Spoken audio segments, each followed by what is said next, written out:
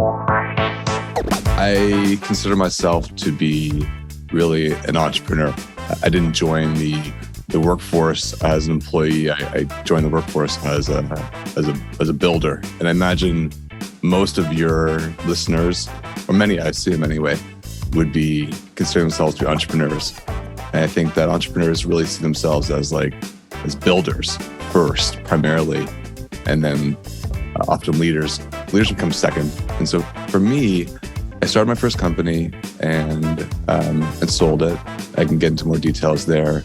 And I started the next company. It wasn't until probably when we had a growth phase from when we were about 20 staff and went to 40 staff, this really rapid growth phase, where I realized that my role in the company had to change. And I think what I was before was probably more of a builder, where I was in the trenches doing work, leading by example, but not leading as a prescriptive coach.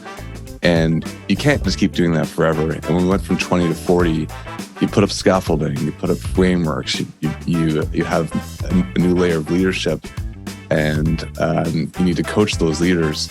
And my role went from doer to coach pretty quickly. I think that's when I realized I needed to learn how to do that. And then it just kept on going from there.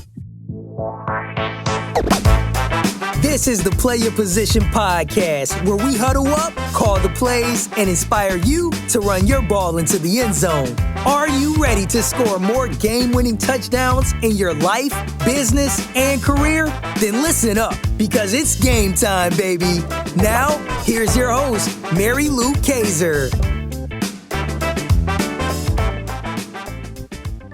Hello, Team PYP. Mary Lou Kaiser here. Welcome to today's episode of the Play Your Position podcast. I'm so excited and grateful that you have decided to join us for another fantastic conversation between myself and a leader out in the world who is working hard to make our lives better. Today's guest is Paul Jackson from Toronto, Canada. Paul, are you ready for kickoff? I'm ready for kickoff. Thanks for having me. Yeah.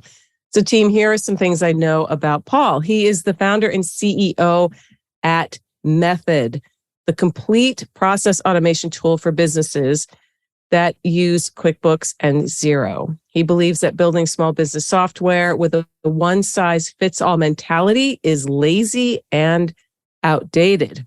This firm belief, paired with his experience as a self-taught coder and entrepreneur, resulted in Paul's empathy for small business owners. It also sparked his passion for changing the software landscape. While living in a bike shed during university, Paul built and sold his first business, QXpress, which was a field service scheduling app. And after that, Paul started Method, which is a company driven to equalize the future of small business technology.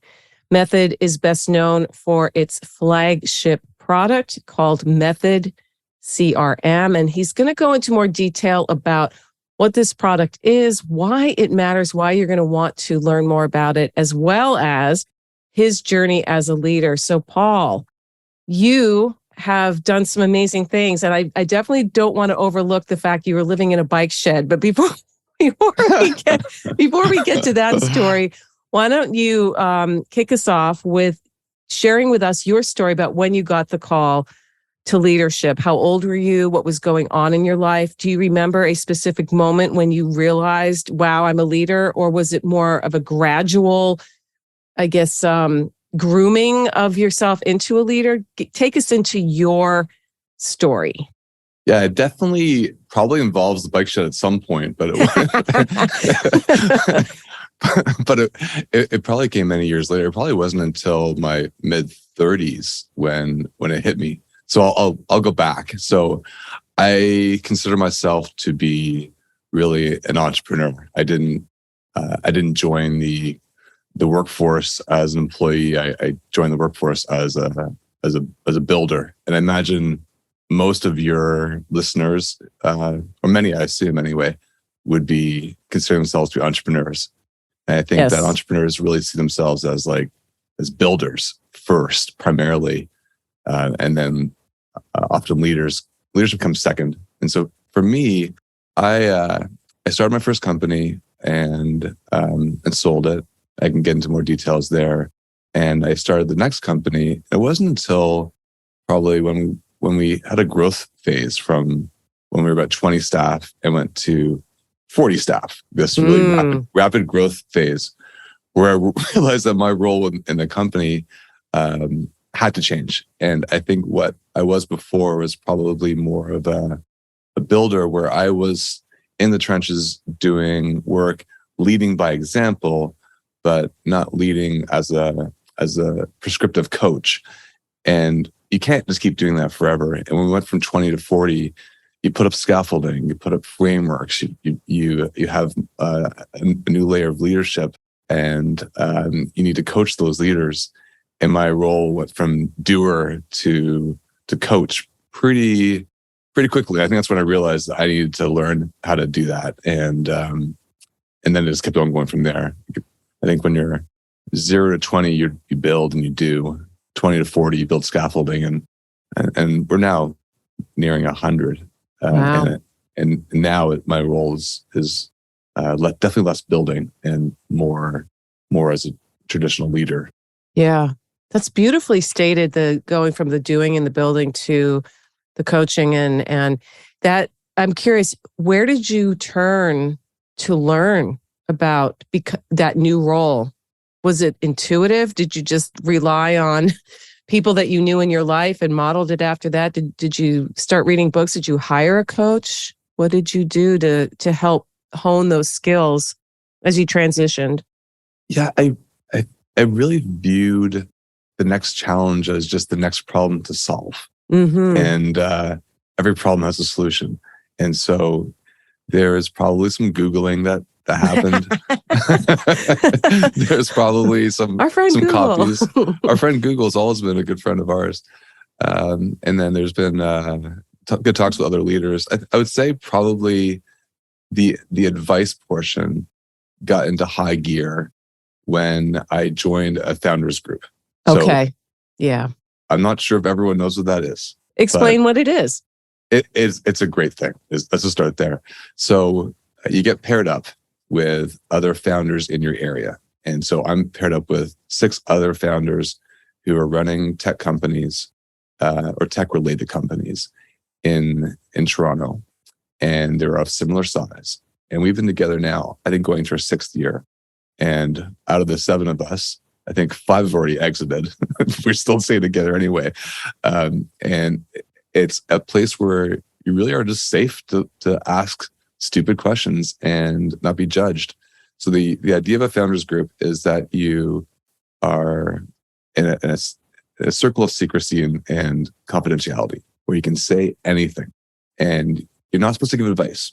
So someone may pose a problem they're having, like, hey, I'm having a problem with my leadership team. Hey, I'm having a problem with my investors. I'm having a challenge on whether I'm putting too much R&D into my company or too much into sales. And then you share stories around the group about when you faced that before growing your company. And then you get into a lot of banter about what's best.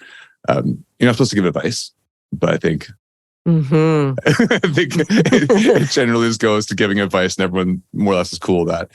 But I think it's been probably the best kind of coaching and therapy that people could get if they weren't looking to get a traditional mentor or hire a coach. And how did you find out about this founders group? Did you go looking for it, or did it find you? It found me. So there's someone in Toronto by the name of Ben who created a system called Founders City, and he just basically knew everybody in the city and grouped people together. And I went along with it, thinking I'll try it, and it's been great. So that was probably when we were around 45 people. I probably joined, and now getting to 100. It's been really, really valuable for me. So for all your listeners, if you haven't joined a founders group, I would recommend it. Yeah, I've not heard. I've heard of mastermind groups. I'm in a couple myself, but not a founders group, which is very specific to what you just described. So thank you for sharing that.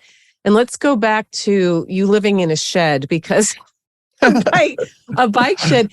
That experience, and obviously, if you were at university, you were young, and we do all kinds of crazy things when we're young. But tell us that story, if you would, Paul. Why were you living in a bike shed, and how do you think that experience has shaped you as the businessman that you are? All right, so I'm taking a commerce and finance degree. That's what I'm learning, and it's in Kingston, Ontario, where the university is called Queen's, and everyone else goes to get their suit jobs. They go work for Goldman Sachs or McKinsey or all these big names. And right, I'm in my last year. I'm about to head into my final semester, and I realize I don't want to do this. This is not me. What am I doing? Why am I 3.5 years in and realizing this? And so I thought back to my youth and what I really enjoyed doing when I was younger. And that was actually just like coding. Like my grandfather taught me how to code when I think I was 4. And that had nothing to do with commerce and finance. And so I went to the local bookstore and I picked up a copy of Microsoft Visual Basic. I'm like, I'm going to learn how to code. And I talked to my profs, so I had professors who went along with the idea that I would take a few economic courses that were really easy. And I would make the rest of the credits up with a marketing ethics business game that I was gonna write for the marketing class. And there's marketing ethics for business 401. And I figured that I could do this course, get my remaining credits, graduate on time, and start a business from my dorm room. And that seemed like a great idea. And until the end of the term happened, and I hadn't even started doing this project yet. My business was not off the ground yet. And I ended up staying in town for the summer. Still, business not off the ground. And still, I don't have anything started on this project. Then my girlfriend at the time, it was actually now my wife, she comes back to university for the fall semester. And so now I'm really late. So I camped out in her room for a semester until a roommate there says, Paul, you should probably move out. And I'm like, I'm out of money. I have no money. I'm out of places. And I knew these guys down the street who had a bike shed off their kitchen. I'm like, hey guys, like I'm pretty sure I can scrounge together $200 a month to pay your rent if you let me camp out in your bike shed. I only need a month. That's it. And they're like, okay, we can move our bikes to our rooms. That'll be okay. And so that's what I did. Oh my gosh. And that 1 month turned 5 months. But the business got off the ground. The professors called me and said, hey, listen, why don't you just write an essay about your experience? We'll give you the credits anyway. And that's how I graduated. But I graduated a year late, and it was from a bike shed.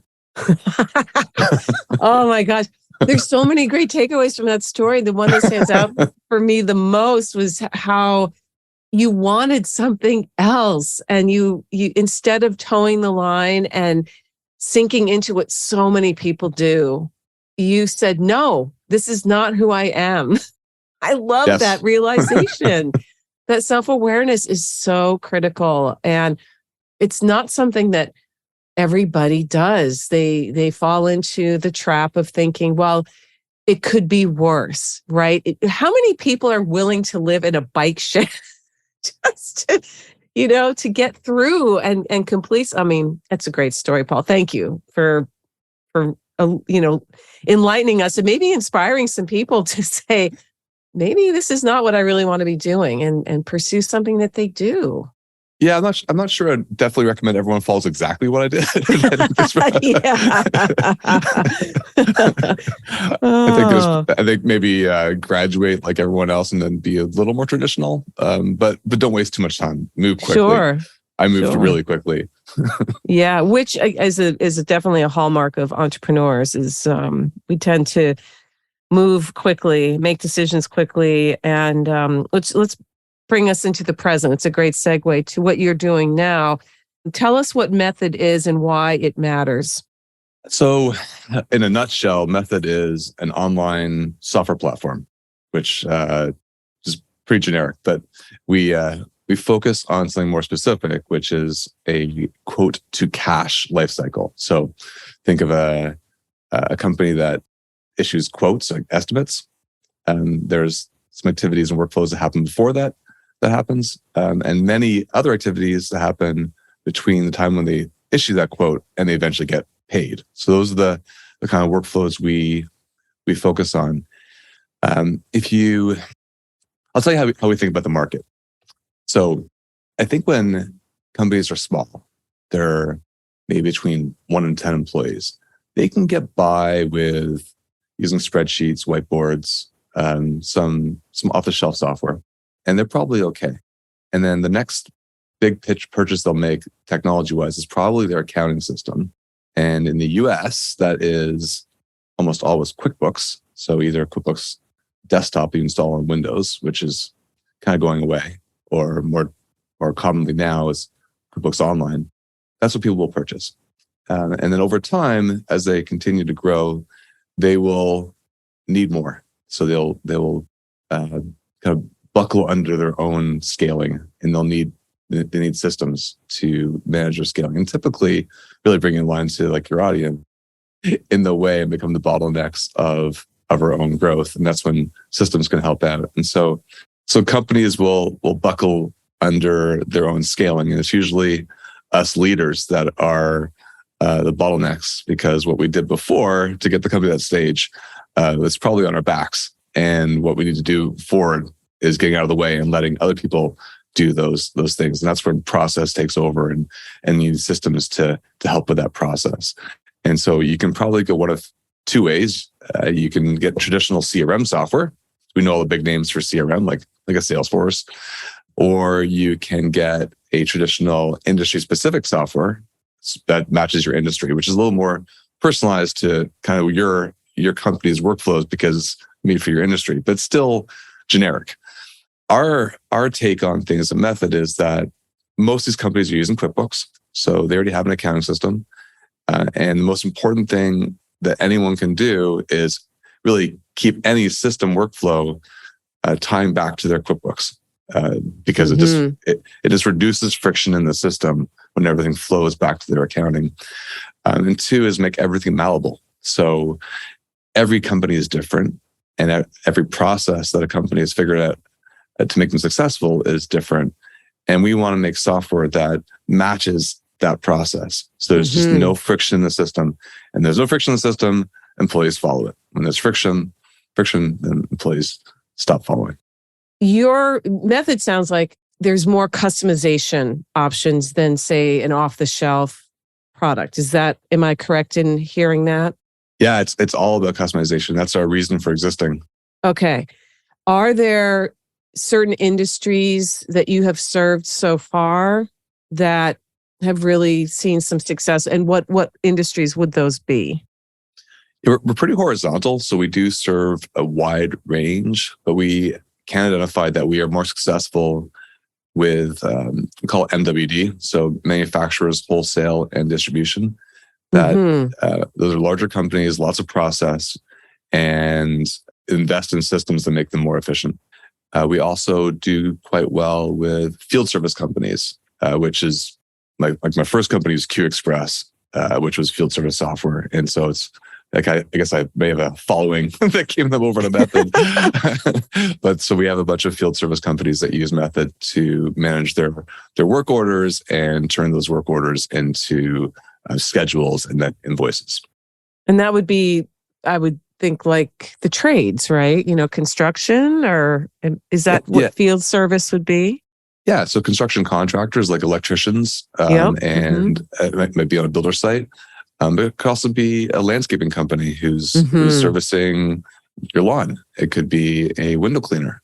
It could be, gosh, there's so many examples. Pest control. HVAC, HVAC, plumbers. There's lots of people who need to schedule work, dispatch them out to technicians, and have those work orders completed and sent back as invoices into their accounting software. Okay, that's good, because there are, to your point, there are lots of options out there, and Method is a newer player in the space. But what I like about what I understand about your company at this point is you guys recognized the need for customization, that a one size does not fit all. In fact, when I was reading elements of your bio, you said that the one-size-fits-all mentality is lazy and outdated. Would you mind talking about, again, from a leadership perspective, as somebody who is growing Method, you started with one and now you're at over 100. That's pretty impressive. I guess what's not working in this space outside of customization that you guys are addressing? So outside of customization? Right. So customization is like your secret sauce. It's like the differentiator for Method. You're not just another CRM system. It's like, no, we really do these specific things. But when you look at the landscape of CRMs, what do you see that they're not addressing that you guys are? Yeah, I think what they're not addressing is two things. One is back to the whole synchronization with their accounting system. A lot of companies will say they do sync with accounting software. And that's important because you want to have one system of record for your list of customers. You don't want to have two lists of customers. You want to have one list of customers. You can think of all the problems that happen when you update customers in one place, but not in both places. Yep. So that's important. and also how important it is to complete a workflow that includes financial information like an invoice or payment, and make sure that ends up in your accounting software correctly and efficiently. So a lot of companies that are out there today will say they sync with the accounting software, but when you really get down to it, they don't do it very well. And that does not reduce the friction in the system that you need. And we do that very well. That was really the first thing we tackled when we created Method, is how do we truly mirror what's happening in the accounting software in the CRM operations software. So that's one. And two is just the degree to which software should be malleable, should be changeable. No two companies are the same. And to sell one size fits all software to hundreds, thousands, or millions of companies that are all different is just wrong. It doesn't help them be more efficient. It doesn't help them compete against the largest enterprises in the world who can afford to have these custom systems. And that's what a lot of people do, is really compete against the big guys. Mm-hmm. It's halftime here at the Play Your Position podcast, and we've got ourselves a great game. While you're up grabbing another snack and topping off your favorite beverage, make sure to subscribe to the show so you never miss another play. PYP is available on Apple Podcasts, Spotify, and wherever great podcasts can be found. Now, let's get back to the game.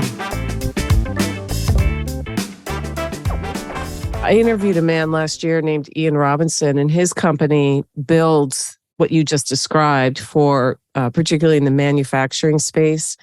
They just outgrow anything out of a box. They need to have something custom built. And what your company seems to be focusing on is the small business. So, that the playing field is not equal. We all know that, but technology can level it to a degree and give a smaller businesses an opportunity to reduce friction. You've used that term several times. And the systems, I think, for, again, having interviewed so many people on the show over the years, that it comes down to that over and over again. It's the technology bottleneck. And it's not the tech so much as it is the people who don't understand the tech.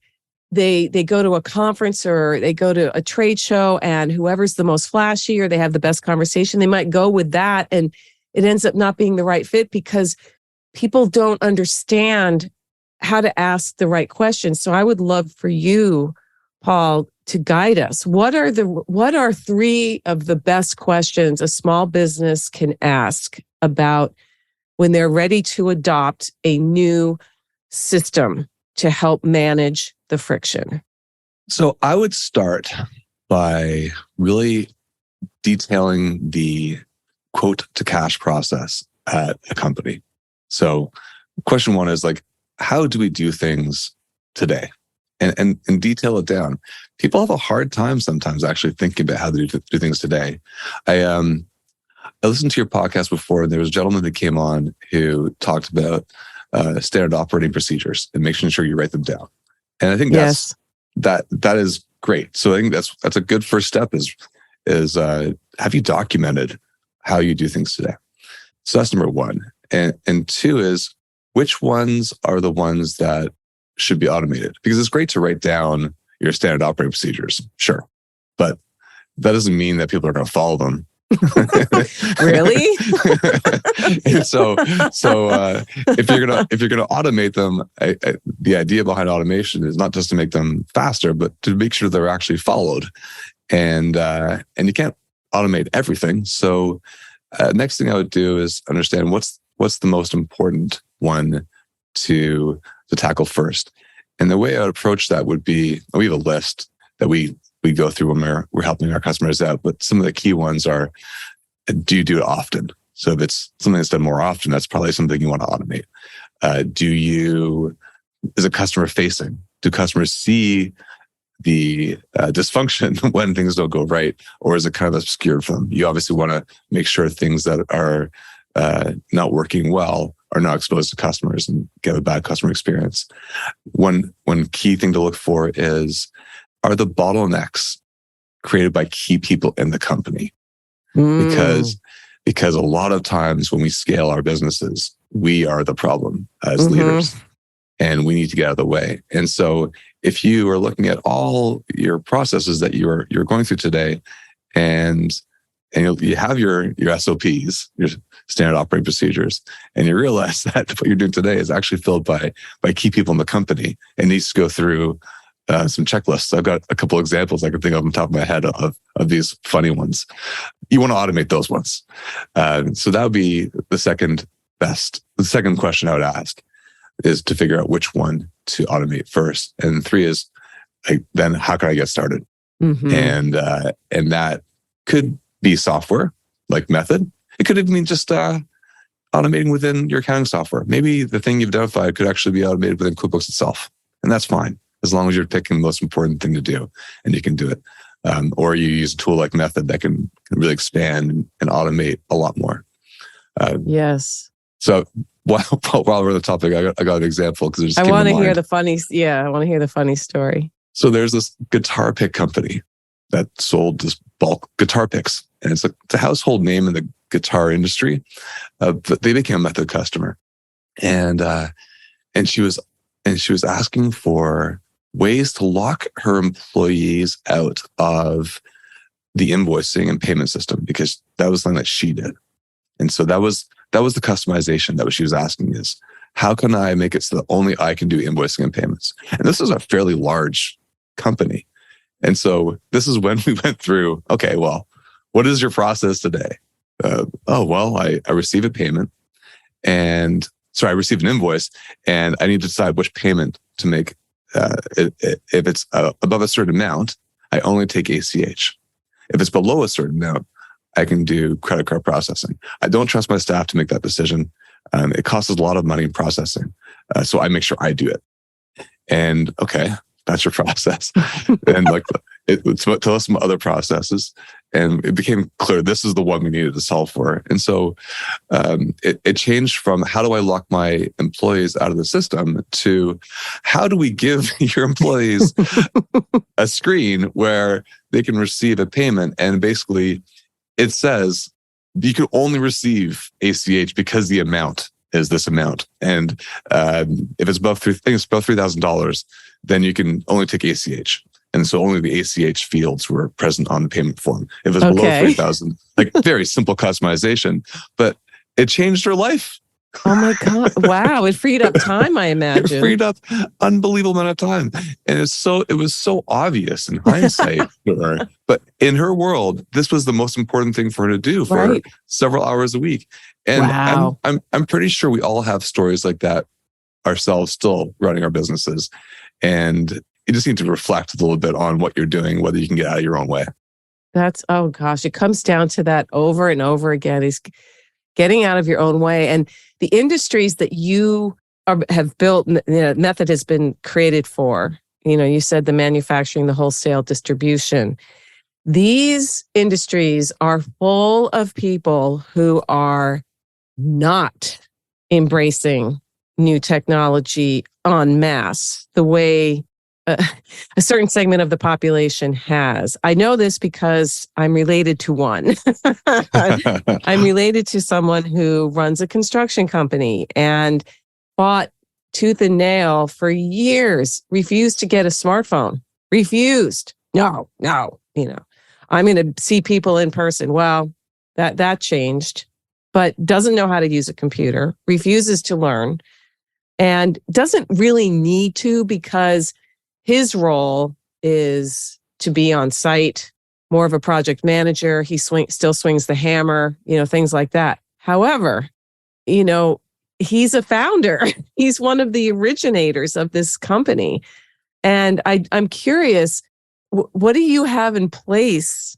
What do you have in place, Paul, for when you meet people who have maybe a true mistrust of, disdain for these systems because it first of all, it's so unknown and it's so outside of their everyday wheelhouse. Do you have any examples of conversations with folks like that to help kind of bring them into the 21st century? Well, I would say start small. So I think that trust can be earned over time if you don't try and do too much all at the same time.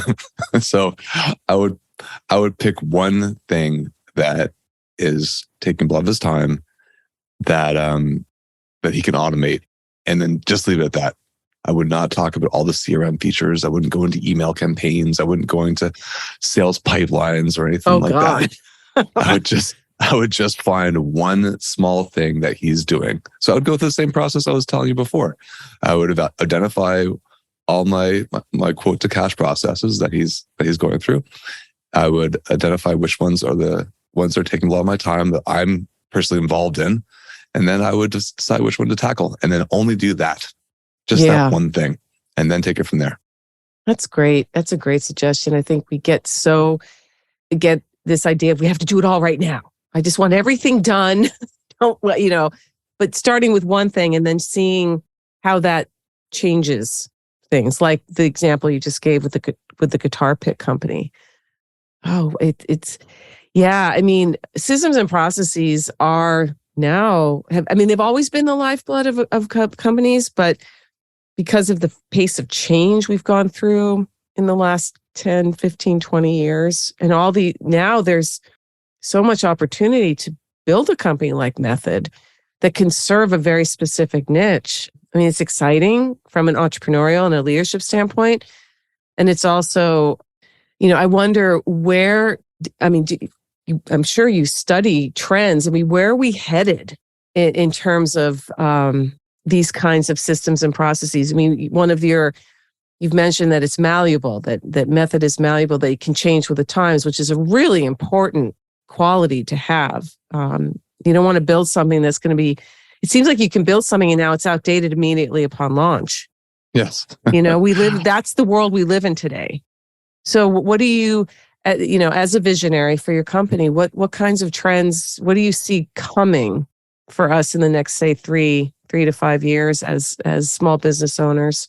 Yeah, I see more and more personalization. I see the death of boxed software. Let me go back. So I remember it was like 1995 and I was in chemistry class. It was my final year of high school. And there was someone by the name of David who was telling us, hey, the internet is coming. I remember that. It's going to take over everything. And we're like, yeah, sure, David. Yeah, sure, geek. Yeah. And then the next year we go to university. And that's when I went to university. And everyone's starting to use Netscape Navigator. And before you know it, it's like, it has taken over in just a matter of months. And David was incredibly right. And I think that was the beginning of a tipping point back then of like the internet being the next big thing. I did a speech to I think 2,500 accountants back in 2016. And I had to decide my topic. And my topic I chose was artificial intelligence because I felt that was something that was kind of coming for their profession in some way or another. Mm-hmm. And I explained that it's one of those things where it starts slow and it gets faster and faster and faster, and technology is going to really catch up like an avalanche one day. And here we are in 2023, and what's everyone talking about? AI, ChatGPT, right? AI. right? It's like it's taking over, and it feels like David in my chemistry class telling me about the internet. It feels like we're at that point, and so I would say the next 3 to 5 years are that big explosion where we get our Netscape Navigators and Alta Vistas and InfoSeeks or whatever those early big. Man, that is old. Remember all that stuff? But we're gonna get all that. Yeah, Ask Jeeves. Yes. Oh my gosh, with the little red. It had the kind of that little red bubble of. That was their logo. There was a guy. It was like personal. a butler. Yeah. And so we're gonna go through that rapid phase as well. And so bringing it back to software, I think that people will be able to design their dream systems just by using chat or even just voice, and that will just bring a whole new level of mass personalization to software systems and really level the playing field so that small businesses can have that frictionless system to run the businesses like the big enterprises will. And I think that AI is not going to take over the world in the way everyone's thinking about it right now, but it will really help out move things faster. And I think it will move personalized software faster than we've ever seen. Oh, wow. Yeah. I was curious about, I was going to ask you about replacement of human jobs if we automate certain things. Is there still a need for an accountant on staff? Or if you're a small business, you might outsource that with somebody in the community, right? I know lots of small business owners who use an accountant who manages many accounts for different companies. I mean, do you see that completely disappearing? Or do you see what you were just saying, that these tools will become more integrated into our daily lives, and as people learn how they can use them to save time and be more efficient, but there will still be a need for a human in roles? Yeah, look, it's really hard to say what the future looks like. Of course. We can only just guess. I think that whenever there's been displacements from technology, there are jobs created that we never knew would exist. Yes. And so we don't know what that long-term creation looks like. Humans find a way of keeping themselves busy. We do. So I'm pretty sure that whatever gets removed will be replaced by something else.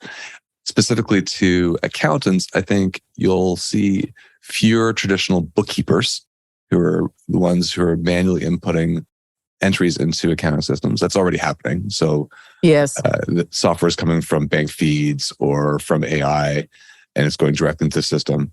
So traditional bookkeeping is changing. And I think what you see is accountants becoming more valued advisors, where they can understand the data and make recommendations more than just punch in numbers and do taxes. And so I think the accounting profession is learning how to be something different than they were learning in school. And hopefully the schools all catch up as well. Oof, boy, they need to catch up. Yeah, that one's interesting. That is, because really we've all become change management professionals to a degree. Yes. We no matter what we do, part of our work involves, I mean, it sounds extreme, but talking people down from the ledge. because change is so rapid now. I interviewed a man, Dirk Van Riesen, back, I want to say in 2021, maybe coming up on a couple of years ago. And he shared a stat, which I had, I think, been aware of, but it struck me with the way he said it. He says around 2017 is when the tipping point really hit, where change has officially outpaced the human brain's capacity to keep up. And that was coming, and a lot of these very, intelligent engineers and futurists and all, people in tech and stuff were saying, it's coming, it's coming, it's coming. Just like with AI, just like David, it's coming, it's coming. And humans are still humans. We're still in mass quantities reluctant to either see what's really happening, or we're just incapable because we haven't been trained, which comes back to the schooling and what are accountants going to do in the future? They're going to be managing systems versus manually entering information and imparting advice and guidance and advisory, the way you just said. Very different. Yeah, that's probably the midterm solution. And the long term is unknown. Yes. It'll be something. Well, yeah. I mean, you're raising 2 children as a parent. That's a leadership role. And I really love to slide in a little bit about what you see happening with your children in terms of they have always lived in a world where the internet existed. You and I did not. You're younger than I am, but you did experience a childhood where you didn't have the internet. You didn't have a smartphone in your hand or a tablet or an Xbox, right? Or a PlayStation, but your children and their peers do. So as a parent, what kinds of leadership lessons do you want to make sure your kids get from you about what it means to be a human being and how to navigate a world that is changing so fast? Yeah, I have kids who spend lots of time on Twitter, TikTok, YouTube Shorts, but I have a lot of time doing other things too. And I think competitive sports is where I spend a lot of time with my kids. My son plays in winter 5 times a week. He plays competitive hockey, and twice a week, even in winter, he plays competitive baseball. In the summer, he plays 5-6 days a week on a AAA baseball team, where he really learns probably the most important leadership quality I think he could ever learn, which is just grit. Oh, yes. Grit is one of the things that no matter what happens with AI or any changes in technology, grit will be the one thing that'll separate those from successful from those who are not successful. My daughter, I also think when she plays competitive sports, she's learning grit, but she's also learning courage. That's one thing I would definitely impress upon any parent, is to teach them courage, not to give up. She broke her foot last fall and thought that the rest of her team was going to rise above where her level was, and she'd never catch up. And she had a lot of anxiety going back to the field and playing again. But I just went through almost like cognitive behavior therapy. Like, okay, like what is it that you think is the worst that could happen? And what are the reasons you believe that could be the worst that could happen? Okay, so you can fall behind, you let your team down. What's the chance of that really happening? Okay, so not 100%. And you go through those steps and you realize that like they're courageous. They'll give it a shot.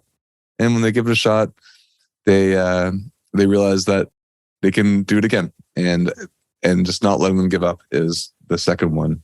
And I think the third one I would recommend is curiosity. Just try things.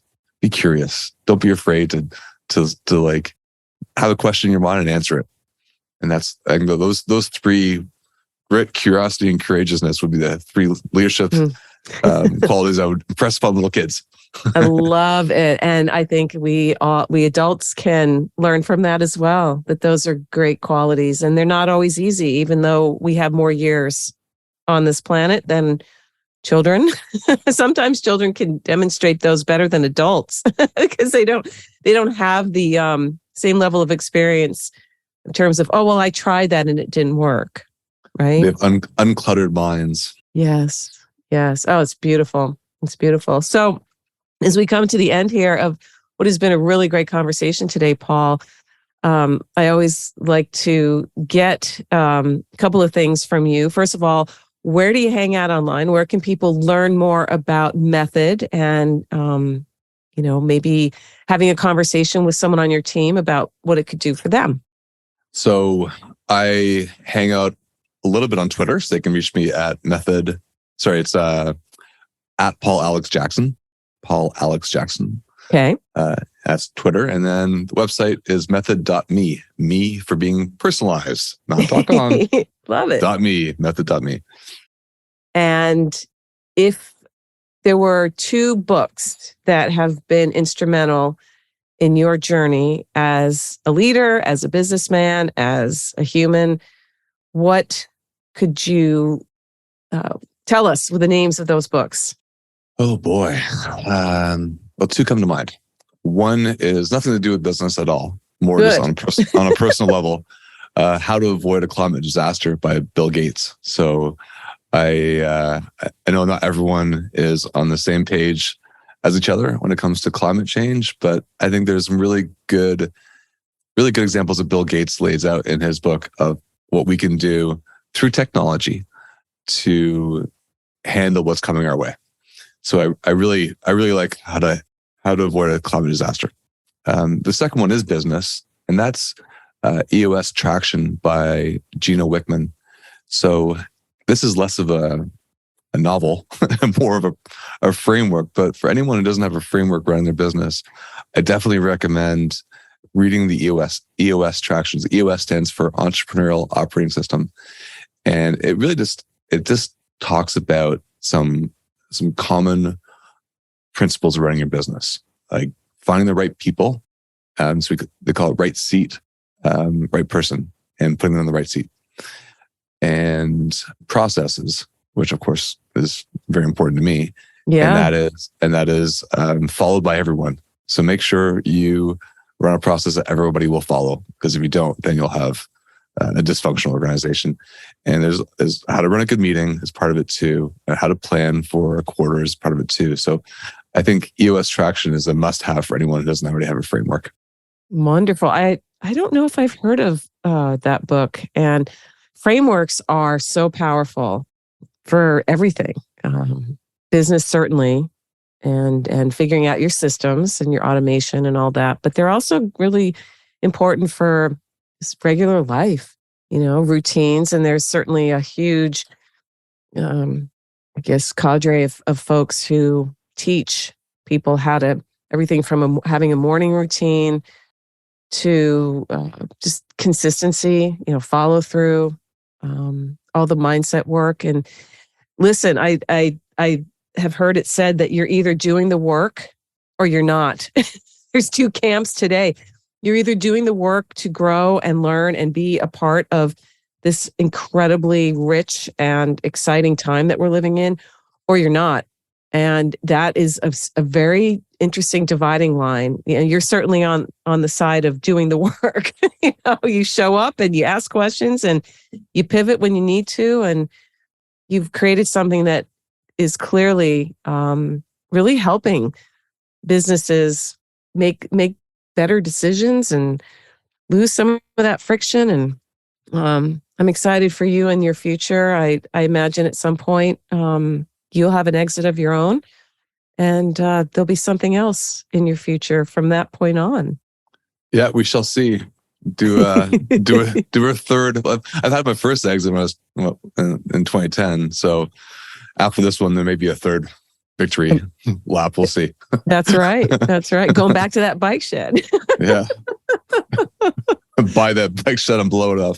Oh my gosh. No, go buy that bike shed and take a picture of it and say, seriously, it reminds me of the garage that Steve Jobs and Wozniak started Apple in. There's a black and white photograph of that garage. And I want to say it's Mountain View, California, which now is one of the most expensive places to live in the world. Thanks to, big tech bringing a lot of money to that part of the world and to the rest of the world as well. True. Mixed feelings, though. That bike shed was super cold. It was winter and it had no heating. Just made you that much more of a rugged individual, right? Yes, more grit. That's where you got the grit. Oh, well, Paul, this has been great. Thank you so much for coming on the Player Position podcast today and bringing us into your world and inspiring us to think about our businesses a little bit differently, how automation can really make a difference, and also those three leadership qualities of courage, grit, and what was the third one? Remind us. Curiosity. Yes, I love it. I wish you all the best moving forward. Thank you very much. And if your listeners would like, we have an offer for them. Oh, good. Yes. Throw that out there. We want offers. Yeah. My marketing team would definitely make sure I let them know. So method.me/PYP, we're offering a free trial, but also a free business process evaluation. So we can go through those steps of what they're doing today and what could be optimized for them tomorrow. I love it. So team, you know that the links for the books Paul shared today, the offer he just gave us, where he hangs out on his website and Twitter will be on his show notes page at pyppodcast.com. Check it out.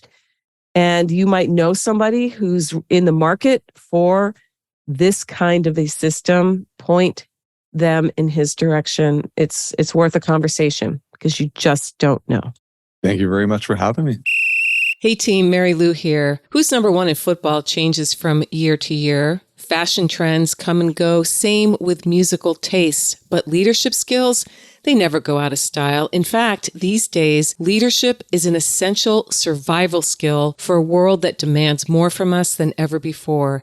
To succeed these days, you need to know how to show up for yourself so that you can then do the work you love with people you like the way you want. The Play Your Position Leadership Playbook helps you do this, and it's free. Go to pyppodcast.com to download your copy today. If being more successful this year, next year, in the 21st century is on your to-do list, get your copy of the Play Your Position Leadership Playbook now. pyppodcast.com. It's at the top of the page. You can't miss it. That's pyppodcast.com, and start being more of the leader you are meant to be today. This podcast was produced by Daniel Romeros. Show notes for this episode can be found over at pyppodcast.com. I'm Mary Lou Kaiser. Thanks for listening. Here at the Play Your Position podcast, we believe that the road to self-mastery and a life well lived starts with answering the call to leadership. That's when the fun really begins.